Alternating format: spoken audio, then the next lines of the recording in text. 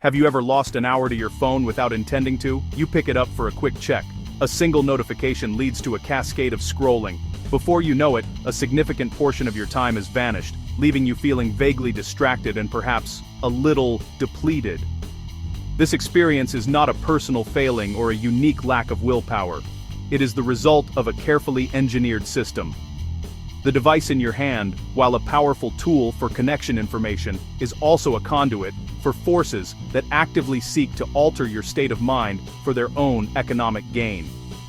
The central question is no longer if our phones affect our mental state, but to what degree and how we can reclaim control. The relationship we have with our digital devices is complex. These pocket-sized supercomputers offer immense utility. They connect us with loved ones across vast distances, provide instant access to the world's knowledge, assist us in navigating our daily lives with unprecedented efficiency. Yet, this utility comes with a hidden cost. The platforms and applications we use are not neutral. The central question now is how to reclaim attention, rest, and contentment. We will look at evidence, and end with simple, actionable steps you can start today. To understand your phone's impact, you must first understand the economic model that powers it. We are living in what economists call the attention economy. In this new marketplace, your attention is the most valuable commodity. Companies that provide free services, such as social media platforms, search engines, and news aggregators, do not make their money from you directly. Instead, they profit by capturing your eyeballs and selling that attention to advertisers. The more minutes you spend scrolling, watching, and clicking, the more opportunities they have to serve ads, and the more revenue they generate. This business model incentivizes designers to make products as compelling as possible, not for your well-being, but for engagement. They employ techniques from behavioral psychology and neuroscience. Features like infinite scroll, auto-playing videos, and pull-to-refresh mechanisms are not arbitrary. They are digital slot machines offering intermittent variable rewards. Each pull is a gamble. You do not know what you will get. Maybe something mundane, or a juicy piece of gossip, or a delightful photo.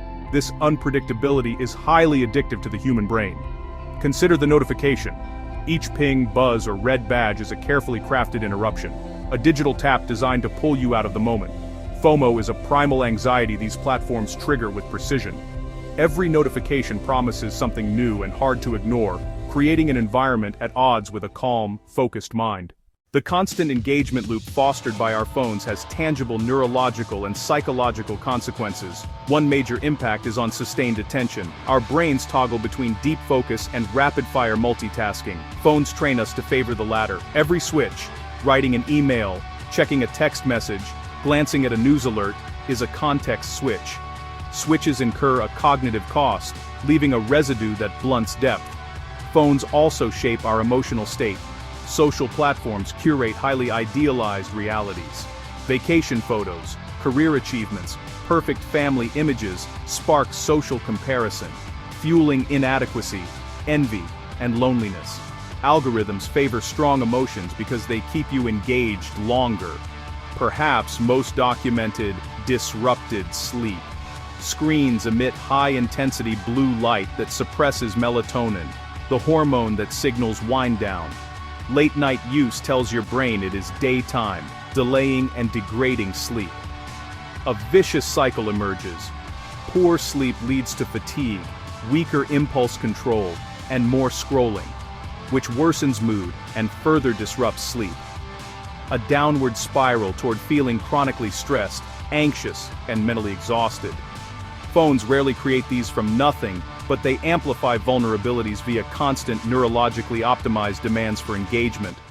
Understanding this loop lets you change it. As awareness grows, so does misinformation. We need nuance, distinguish evidence-based concerns from exaggerated myths. The claim that smartphones directly cause an epidemic of clinical depression is a myth. Mental illness is complex. Genetics, biology, personal history, and environment. A phone is not a pathogen. It is a potent environmental factor that can exacerbate vulnerabilities and contribute to chronic stress that raises risk. Not all social media use is harmful. How you use it matters more than if you use it.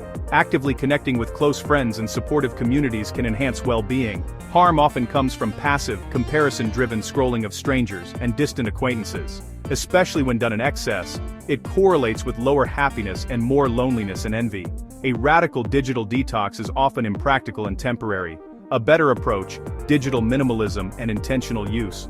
Technological determinism is false. You retain agency, curate your environment, turn off notifications, delete addictive apps, set time limits, create distance. You are an active user, make deliberate choices.